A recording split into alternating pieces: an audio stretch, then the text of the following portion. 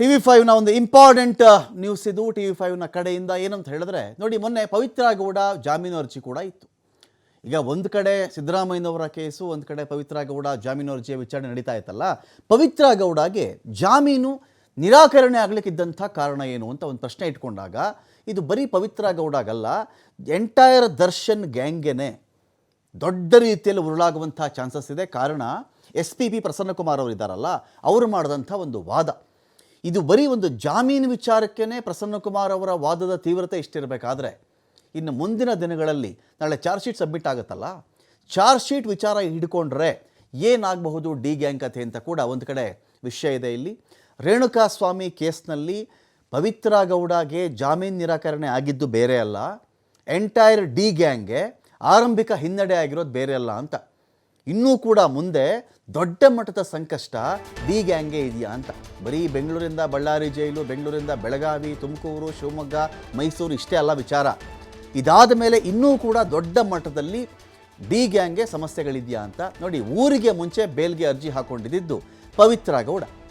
ಪವಿತ್ರ ಗೌಡ ಅರ್ಜಿ ಹಾಕ್ಕೊಂಡ ಮಾತ್ರಕ್ಕೇ ಇಲ್ಲಿ ಬೇಲ್ ಸಿಗಬೇಕು ಅಂತ ಏನಿರಲಿಲ್ಲ, ಬೇಲ್ ಸಿಗಲೂ ಇಲ್ಲ. ಯಾಕಂದರೆ ಪವಿತ್ರ ಗೌಡ ವಕೀಲರ ಕಡೆಯಿಂದನೂ ಕೂಡ ಒಂದಷ್ಟು ಸ್ಟ್ರಾಟಜಿ ಇರ್ತವೆ. ಈ ಥರ ಬೇಲ್ ಅರ್ಜಿ ಹಾಕ್ಕೊಂಡಾಗ ನೆಕ್ಸ್ಟ್ ಹೈಕೋರ್ಟ್ಗೋ ಇನ್ನೊಂದು ಕಡೆಗೂ ಹೋದಾಗ ಆಗ ಬೇಲ್ ವಿಚಾರಕ್ಕೆ ಸ್ವಲ್ಪ ವೆಯ್ಟೇಜ್ ಬಂದು ಸಿಗಬಹುದೇನೋ ಅಂಥೇಳಿ ಒಂದು ಕಡೆ ಅವರ ಒಂದು ಲೆಕ್ಕಾಚಾರ ಇದ್ದಿರಬಹುದು. ಆದರೆ ಪವಿತ್ರ ಗೌಡಗೆ ಬೇಲ್ ಸಿಗಲಿಲ್ಲ. A1 ಪವಿತ್ರ ಗೌಡಗೆ ಕೋರ್ಟ್ ಏನು ಮಾಡುತ್ತೆ, ಜಾಮೀನು ಕೊಡಲ್ಲ ಅಂತ ಹೇಳುತ್ತೆ. ಕೊಡಲ್ಲ ಅಂತ ಹೇಳಿದ್ದು ಗೊತ್ತಿರತಕ್ಕಂಥ ವಿಚಾರ ಅಲ್ವಾ. ಅದರಲ್ಲೇನಿದೆ ಮಹತ್ವದ್ದು ಅಂತ ಬಂದಾಗ ಬರೀ ಪವಿತ್ರ ಗೌಡಗೆ ಮಾತ್ರ ಅಲ್ಲ, ಅನುಕುಮಾರ್ ಕೂಡ ಜಾಮೀನಿಗೆ ಅರ್ಜಿಯನ್ನು ಹಾಕೊಂಡಿದ್ದು, ಅನುಕುಮಾರ್ಗೂ ಸಿಗಲಿಲ್ಲ ಜಾಮೀನು. ಪವಿತ್ರ ಮಾಡಿದಂಥ ಮಿಸ್ಟೇಕ್ ಇತ್ತಲ್ಲ, ಇದು ಬರೀ ಪವಿತ್ರ ಅದಲ್ಲ, ಎಂಟೈರ್ ಗ್ಯಾಂಗ್ನ ಇನ್ವಾಲ್ವ್ಮೆಂಟನ್ನು ಈ ಜಾಮೀನು ರಿಜೆಕ್ಷನಲ್ಲಿ ತೋರಿಸ್ತಾ ಇದೆ. ಇಡೀ ಗ್ಯಾಂಗು ನಾಳೆ ದಿನ ಚಾರ್ಜ್ ಶೀಟ್ ಬಂದರೂ ಕೂಡ, ಅದರ ಆಧಾರದ ಮೇಲೆ ಇವ್ರು ಹಾಕ್ಕೊಂಡ್ರೂ ಕೂಡ ಆಗಲೂ ಇವರಿಗೆ ಬೇಲ್ ರಿಜೆಕ್ಟ್ ಆದರೆ ಆಶ್ಚರ್ಯ ಇಲ್ಲ. ಹಾಗಾಗಿ ಏನೋ 3 ತಿಂಗಳಾಗ್ಬಿಡುತ್ತೆ, ಚಾರ್ಜ್ ಶೀಟ್ ಹಾಕಿದ ತಕ್ಷಣ ಯಾರಿಗೋ ಬೇಲ್ ಸಿಗ್ಬಿಡ್ಬಹುದು ಅಂತ ಲೆಕ್ಕಾಚಾರಗಳಿದೆಯಲ್ಲ, ಇದು 3 ತಿಂಗಳಾಗುತ್ತೋ, 10 ತಿಂಗಳಾಗುತ್ತೋ, ವರ್ಷ ಆಗುತ್ತೋ, 2 ವರ್ಷ ಆಗುತ್ತೋ, ನೋ ಬಡಿ ನೋಸ್, ಯಾರಿಗೂ ಗೊತ್ತಿಲ್ಲ. ಇದು ಚಾರ್ಜ್ ಶೀಟ್ ಸಲ್ಲಿಕೆ ಆಗಿಬಿಟ್ರೂ ಕೂಡ ಬಿಡುಗಡೆಯ ಭಾಗ್ಯ ಇಲ್ಲವಾ, ಅನುಮಾನವ ಅಂತ ನೋಡಿ. ಗಂಭೀರ ವಿಚಾರ ಇದೆ. ಇಲ್ಲಿ SPP ಅವರ ವಾದ ಇತ್ತಲ್ಲ, SPP ಅವರ ವಾದ ಬಹಳ ಇಂಪಾರ್ಟೆಂಟ್. ಇಲ್ಲಿ ಏನೋ ಪವಿತ್ರ ಗೌಡ ಬೇಲ್ ಅರ್ಜಿ ಅಂತ ಅಂದುಕೊಂಡ್ರು ಕೂಡ ಇದು ಅನುಕುಮಾರ್ಗೂ ಇದೇ ಕಥೆ. ನಾಳೆ ದರ್ಶನ್ನು ಹಾಕ್ಕೊಳ್ಬಹುದು, ನನಗೂ ಒಂದು ಬೇಲ್ ಕೊಡಿ ಅಂಥೇಳಿ. ದರ್ಶನ್ಗೂ ಇದೇ ರೂಲ್ ಅಪ್ಲೈ ಆಗ್ತಾವಲ್ವಾ.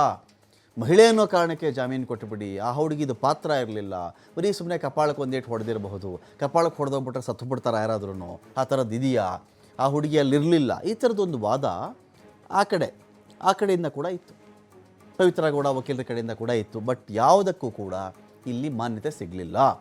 ಡಿ ಗ್ಯಾಂಗ್ ಸೆರೆವಾಸ ಇನ್ನೂ ವಿಸ್ತರಣೆಯಾಗುವಂಥ ಕಥೆಯನ್ನು ಪವಿತ್ರ ಗೌಡ ಬೇಲ್ ಅರ್ಜಿ ರಿಜೆಕ್ಷನ್ ಇದೆಯಲ್ಲ, ಇದು ಹೇಳ್ತಾ ಇದೆ.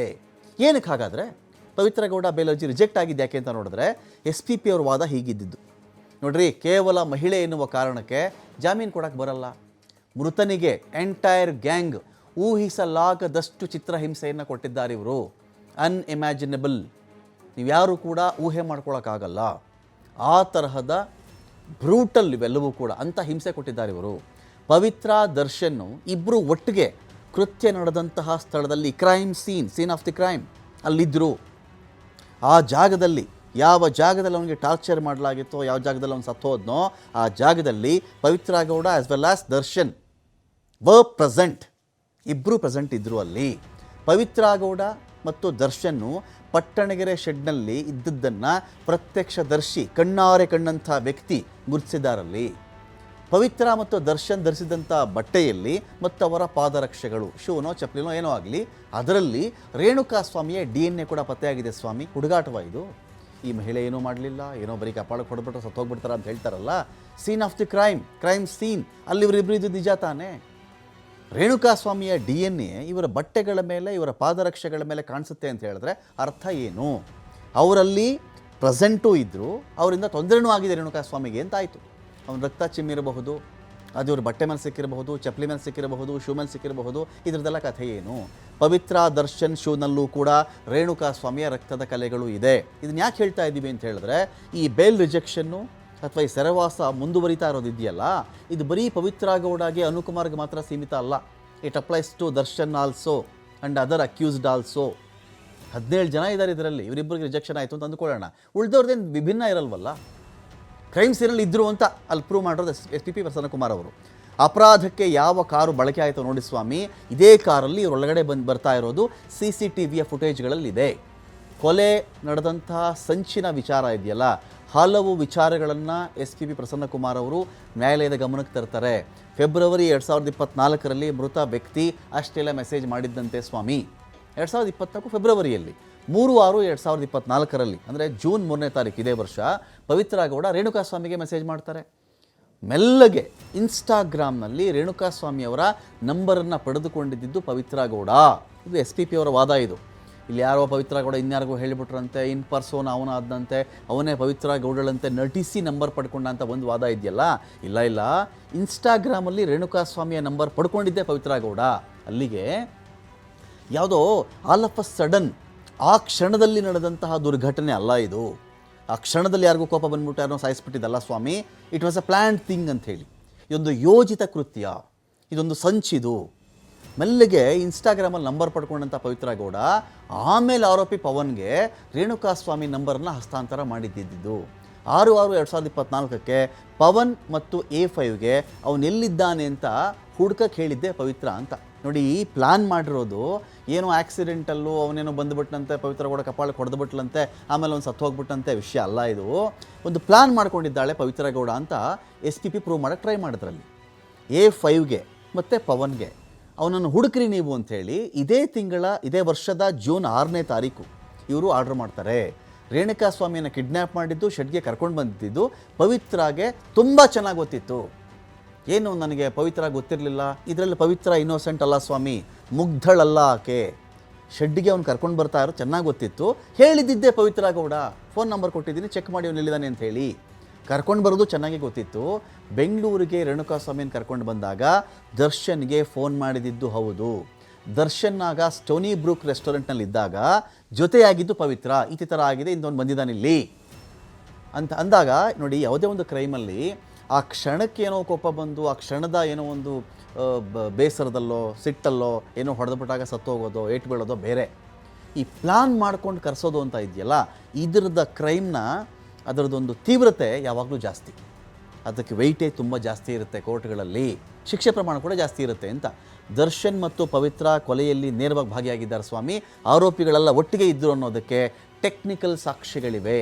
ಇವರು ಒಟ್ಟಿಗೆ ಇದ್ದಿದ್ದಕ್ಕೆ ಟೆಕ್ನಿಕಲ್ ಸಾಕ್ಷ್ಯಗಳು, ತಾಂತ್ರಿಕ ಸಾಕ್ಷ್ಯಗಳು ಅನೇಕವಿವೆ. ಪರಪ್ಪನಗ್ರಹಾರ ಜೈಲಲ್ಲಿ ದರ್ಶನ್ ಸಿಗರೇಟ್ ಸೇದಿದ್ದಂಥ ಒಂದು ಫೋಟೋ ಇತ್ತು. ಆರೋಪಿಗಳು ಪ್ರಭಾವಿಶಾಲಿಗಳು ಅನ್ನೋದಕ್ಕೆ, ಇವರು ತುಂಬ ಇನ್ಫ್ಲೂಯೆನ್ಷಿಯಲ್ ಪರ್ಸನ್ಸ್ ಅಂತ ಹೇಳೋದಕ್ಕೆ ಅದೊಂದು ಫೋಟೋ ಸಾಕಲ್ವಾ ಸ್ವಾಮಿ. ದರ್ಶನ್ಗೆ ಪವಿತ್ರ ಗೆಳತಿಯಾಗಿರೋದ್ರಿಂದ ಸಾಕ್ಷಿಗಳಿಗೂ ಆಮಿಷ ಒಡ್ಡಬಹುದು. ಅಂದರೆ ಈಗ ಏನಾದರೂ ಬೇಲ್ ಕೊಟ್ಟು ಇವ್ರನ್ನ ಆಚೆ ಬಿಟ್ಟುಬಿಟ್ರೆ, ಜೈಲು ಒಳಗಡೆ ಇದ್ದೇ ಇಷ್ಟು ಹವಾ ಇವ್ರದ್ದು, ಜೈಲು ಆಚೆ ಇದ್ದರೆ ಇವನ್ನೆಲ್ಲರೂ ಬಿಟ್ಬಿಟ್ರೆ ನೀವು ಆಚೆಗೆ ಏನು ಬೇಕಾದ್ರೂ ಮಾಡ್ತಾರೆ ಅವರು. CFSL ವರದಿ ತಡವಾಗಿ ಬಂದಿದೆ, ಪ್ರಕರಣದ ತನಿಖೆ ಆಗಬೇಕಾಗಿದೆ ಸ್ವಾಮಿ. ಹಾಗಾಗಿ ಇವರಿಗೆ ಯಾವುದೇ ಕಾರಣಕ್ಕೂ ತಾವು ಘನತೆವೆತ್ತ ಈ ನ್ಯಾಯಾಲಯ ಬೇಲ್ ಮಂಜೂರು ಮಾಡಬಾರ್ದು ಅಂತ ಇದೆ. ಇದರಿಂದ ಅರ್ಥ ಆಗ್ತಿರೋದೇನು ಅಂತ ಹೇಳಿದ್ರೆ, ಮಹಿಳೆ ಎನ್ನುವ ಒಂದು ಕನಿಕರ, ತಂದೇನೂ ಪಾತ್ರ ಇರಲಿಲ್ಲ, ನಾನು ಯಾವುದೇ ಮಾರಕಾಸ್ತ್ರ ಹಿಡ್ಕೊಂಡು ಹೊಡೆದಿಲ್ಲ, ನನಗೆ ಗೊತ್ತಿರಲಿಲ್ಲ, ನಂಬರ್ ಪಾಸ್ ಮಾಡಿಬಿಟ್ಟೆ, ನನಗೇನೂ ಗೊತ್ತಿಲ್ಲ ಅಂತ ಪವಿತ್ರಳ ಪರವಾಗಿ ಟಾಮೆ ಸೆಬಾಸ್ಟಿಯನ್ ಒಂದು ಕಡೆ ವಾದವನ್ನು ಮಂಡಿಸಿದರು. ಅದೆಲ್ಲ ಗ್ರೌಂಡ್ಸನ್ನು ತಾವು ಕನ್ಸಿಡರ್ ಮಾಡಿಕೊಂಡು ಬೇರೆ ತನಿಖೆ ಮಾಡ್ಕೊಳ್ಳಿ ಸ್ವಾಮಿ, ಪವಿತ್ರನ ಅನುಕುಮಾರ್ನ ಬಿಟ್ಟುಬಿಡಿ ಅಂತ. ಬಟ್ ಕೋರ್ಟ್ ಏನು ಮಾಡುತ್ತೆ, ಬಿಟ್ಟಿಲ್ಲ ಅಂತ ಹೇಳಿದ್ರೆ, ಈ ಏನು ಬಿಟ್ಟಿಲ್ವೋ, ಏನು ಬೇಲ್ ಸಿಕ್ತಿಲ್ವೋ, ಬಹುಶಃ ಇದೇ ಗ್ರೌಂಡ್ಸು, ಇದೇ ಆಧಾರಗಳು ಎಂಟೈರ್ ದರ್ಶನ್ ಗ್ಯಾಂಗ್ ಕೂಡ ಅಪ್ಲೈ ಆಗುತ್ತೆ. ಏನೋ ಚಾರ್ಜ್ ಶೀಟ್ ಅಪ್ಲೈ ಆದ ತಕ್ಷಣ ಅವ್ರು ಬೇಲ್ಗೆ ಹಾಕೊಂಡ್ಬಿಡ್ತಾರೆ, ದರ್ಶನ್ ಅಂಡ್ ಗ್ಯಾಂಗ್ನ ಎಲ್ರಿಗೂ ಕೂಡ ಬೇಲ್ ಮಂಜೂರಾಗ್ಬಿಡುತ್ತೆ ಎನ್ನುವುದು ಸದ್ಯಕ್ಕೆ ನಿಲುಕದ ವಿಚಾರ ಆಗಿಬಿಟ್ಟಿದೆ ಒಂದು ಕಡೆ. ಸೊ ಇದರಲ್ಲಿ ಫಸ್ಟ್ ಮುಖ್ಯ ಕಾರಣ ಅಂತಂದರೆ ಪವಿತ್ರ ಗೌಡನ ನೀವು ಈ ಸಾರಾಂಶವನ್ನು ಓದಿದರೆ, ಹಾಗಾಗಿ ಇಂತಹ ಹೀನ ಕೃತ್ಯದಲ್ಲಿ ಒಂದು ಕೇಸು ತನಿಖೆಯಲ್ಲಿ ಇರಬೇಕಾದ್ರೆ, ಇದುವರೆಗೂ ಕೂಡ ನಿಮ್ಮ ಪ್ರಕಾರ ಇವಾಗ ಚಾರ್ಜ್ ಶೀಟ್ ಹಾಕಿಲ್ಲ, ಕೋರ್ಟಲ್ಲಿ ಹಾಕ್ಲಿಕ್ಕೆ ರೆಡಿ ಇದೆ ಅಂತ ಹೇಳ್ಬಿಟ್ಟು ಸ್ಟೇಟ್ಮೆಂಟ್ ಕೊಟ್ಟಿದ್ದಾರೆ ಪೊಲೀಸವರು. ಇಂಥ ಸಂದರ್ಭದಲ್ಲಿ ನ್ಯಾಯಾಲಯ ಜಾಮೀನು ಕೊಡೋದು ಸಾಧ್ಯತೆ ನಾರ್ಮಲಿ ಇರೋದಿಲ್ಲ, ಜನರಲಿ ಇರೋದಿಲ್ಲ. ಯಾಕಂತಂದರೆ ನೀವು ಅಲಿಗೇಷನ್ ನೋಡಿದರೆ, ಒಬ್ಬ ಸೆಕ್ಯೂರಿಟಿ ಕಂಪ್ಲೇಂಟ್ ಕೊಟ್ಟಿದ್ದು ಏನೋ ಒಂದು ಬಾಡಿ ಸಿಕ್ಕಿದೆ ಅಂದರೆ ಬಟ್ ಅಪಾರ್ಟ್ಮೆಂಟ್ ಹತ್ರ, ಆದಮೇಲೆ ಏನು ಫರ್ದರ್ ಇನ್ವೆಸ್ಟಿಗೇಷನ್ ನಡೆಯುತ್ತೆ.